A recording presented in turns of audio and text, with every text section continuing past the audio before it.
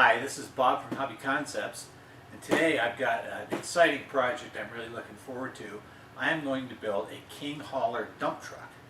So we're going to take this Grand Hauler kit, a whole bunch of extra parts that I've got, and we're going to modify the cab, put a dump bed on it, and show how to do all of that. This is a custom build for a customer. It's going to be a lot of fun, so let's get started.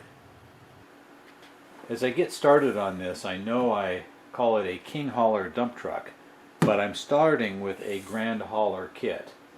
And the reason for that the King Hauler and the Grand Hauler have the same body. The King Hauler has the larger stacks, the larger eyebrow, different tanks underneath that we want on this final truck. So we're going to start with a Grand Hauler. But since it's going to be a King Hauler length, I have a King Hauler frame here we're going to use. The other pieces, of course, Turnigy radio. Everybody who watches my videos should be familiar with that. This one's already modified and ready for a truck. We're going to use the Tamiya MFC 01 sound and light unit, which is fantastic, and I've done a lot of work with those. I've got a 45 turn crawler motor to make it more powerful and lower speed. This will be interesting. I've got a smoke unit. This is a cool little, matter of fact, I got it for my customer and it was so cool I ordered one for myself. I'm excited to put this in. It's got a little fan in it. It'll blow smoke out both stacks. I've got some LESU block tread tires, a little more aggressive tire. I've got a King Hauler bumper set. Not sure what bumpers we're going to use. We'll figure that out as we go. I've got a King Hauler fuel tank set and step set. Again, we'll be mixing and matching parts from the King Hauler. I've got a semi-trailer light set. So we're going to set this dump truck up so it has a light plug in the back and put a hitch on it so it'll be able to tow a trailer and have lights. I have not installed one of these yet in one of my videos, so that'll be a good installation. Got a couple of metal geared servos for the steering and the shift. The client wants this to be a Peterbilt dump truck, so we've got a Peterbilt machined aluminum grill and some Peterbilt emblems for the truck, and also a little metal flying eagle hood ornament. This should look pretty cool. It's going to be painted candy apple red. As I get started, I just want to show the difference between a King Hauler frame and a Grand Hauler frame. You can see if I line up the end, the Grand Hauler frame is 3.5 inches long. So we're going to be using the King Hauler frame to do a standard King Hauler length. So I put my chassis together. I haven't done anything special on the chassis yet. It's just a standard King Hauler chassis. I did mod it with a 45 turn motor for a little more power. Really, I'm going to be showing mostly on this video the modifications I'm doing to make it into a dump truck. And one of the first mods is going to be the tires. So you can see here a stock tire, and this is an LESU tire. Has a much more aggressive tread.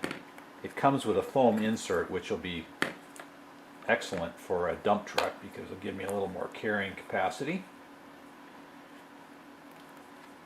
And they fit on the standard rims just fine. So I just wanted to show the tires and wheels I'm using before I put them together. And I'll get those put together so I can mock up fenders and fuel tanks and stuff. They are the same diameter, just a tiny bit wider, but fit in the same area.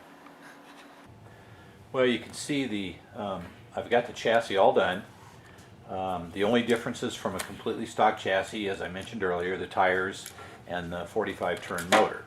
But now is where things start to get interesting, because our standard King Hauler cab, to make this a dump truck, we're going to remove the sleeper section. Now the mechanism decks normally sit here. We're going to lose this entire area, which holds the battery and almost all the electronics. So I'm going to have to cram all the electronics into the front part of the cab, including the speaker, all the MFC components, and I'm going to have to separate the cab. Now this is too tall for my bandsaw, so we're going to have to use a handsaw to cut it apart. So I'm just going to use my razor saw and simply cut the sleeper off. Now you don't want to watch me saw for 10 minutes, so I'll come back when I get it separated. So I have this cut now. We have the sleeper section, which these are handy to keep, because if you ever want to do a truck with a double sleeper, you can use this section. So we're not going to use that. We're not going to use this. Now what we have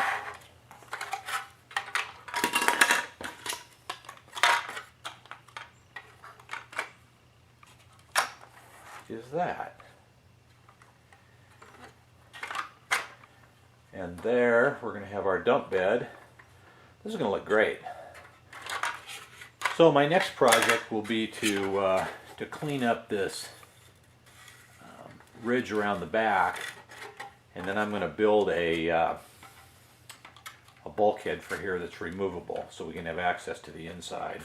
I'm going to have to do a lot of planning on where to put components, so I'll be playing with that over the next day or so, and I'll show you how I do all that.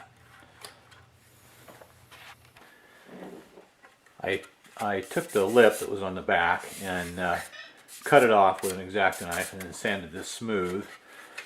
I also mounted the mechanism deck front here on the chassis so that I can start figuring out where to put components. One of the first things I'm worried about is the speaker for the MFC unit. But there's quite a bit of room up in the front here, so I think we're going to mount the speaker up behind the grill on top of the servos. And then the MFC is going to have to fit in the cab. It's going to be a tight fit, but we'll get everything in there. Now I want to make a back bulkhead for this. And I've had a few people ask me about making plastic parts. I haven't really showed that well in my other videos, so I'm going to show exactly how I do it, and I'll make a bulkhead for this. Well, I was searching for a piece of plastic to make the bulkhead, but then I thought I may as well use the Tamiya part because it's set up for the latches, and I have to make it narrower, obviously. So I'll show you the way I do that. So I have to remove 1 9/16 inches of material from the center of this. So you can see I just marked it with a pencil. I'm going to cut through this little brace here. And styrene is great because you can just score it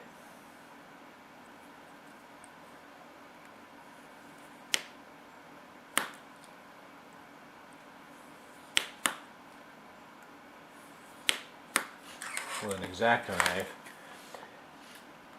and it'll break right where you scored it with a nice clean edge. So there's one side. I'll do the same thing on this side.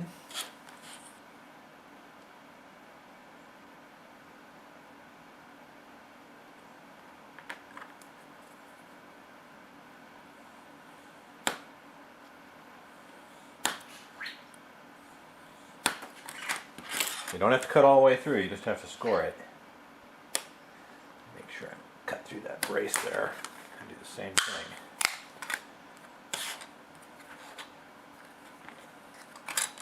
Now I just have to glue it back together,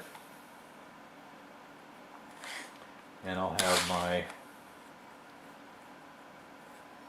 sand those edges a little bit, glue it back together, and I'll have my rear bulkhead complete with the Tamiya style latches, which are really nice. I'm going to clean these up. We'll glue it together. I've got my two halves cut out, cleaned up, and I made sure that they fit in the opening. I took the remaining piece that I took out of the middle and cut another piece that I will use to glue these together, like so. I always use Tamiya extra thin cement. It works on the principle of melting the pieces together, and it works very, very well. So we'll just put a little on here, a little on here, lay this piece on, and then we'll just wick some into the gap.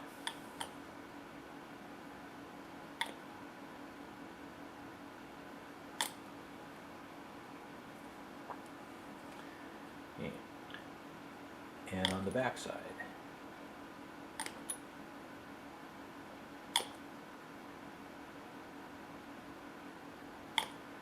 Dries very quickly.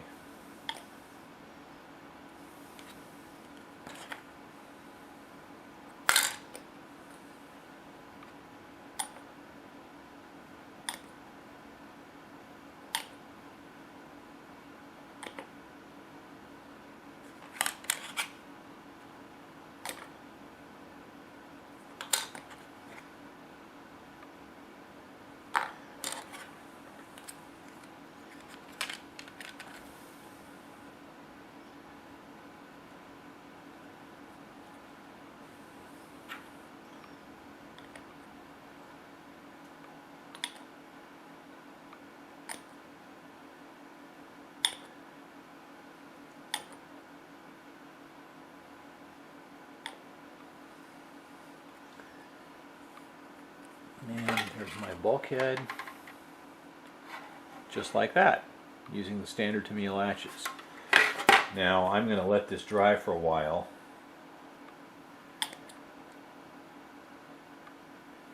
and then I'll show you how to get rid of the seam.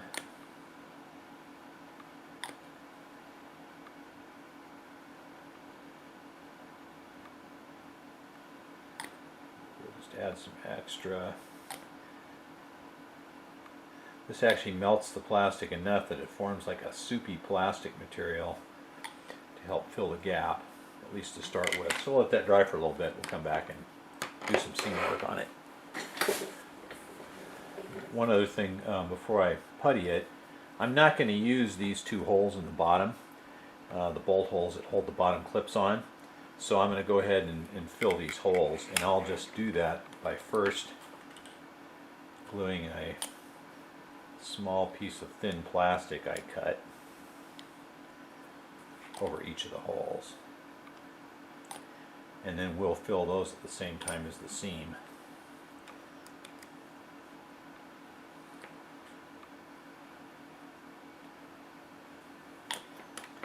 Okay, that'll dry for a little bit, and then we'll fill that.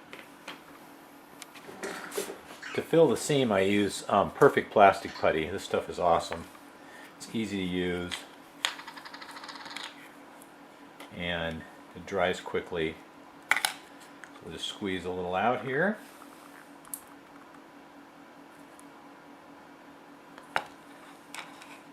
And we'll lay it down in the seam.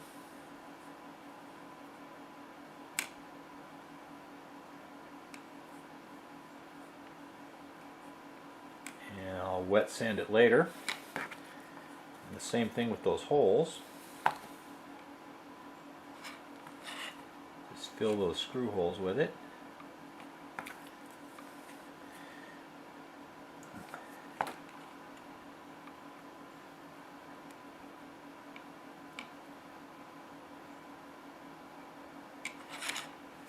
Alright. Let that dry for a while, wet sand it, and I'll have a completed back piece. Thinking about the bottom, what I probably am going to do is cut a little aluminum angle from underneath this plate that comes up and will hold the bottom in, and then the top will flip in and the latches will hold it. So it'll be very strong, easy to open, should work well. Well, the latches will hold the top of this in, but for the bottom, what I did was I cut a little piece of aluminum angle. I had some aluminum angle and cut this out of my bandsaw, and I will bolt it to the bottom of this mechanism deck, and then my bulkhead will just drop in there and latch at the top. So it'll be strong, be easy to get in and out, and leaves me maximum room inside for everything. So I'm going to drill a couple holes in here and bolt this on.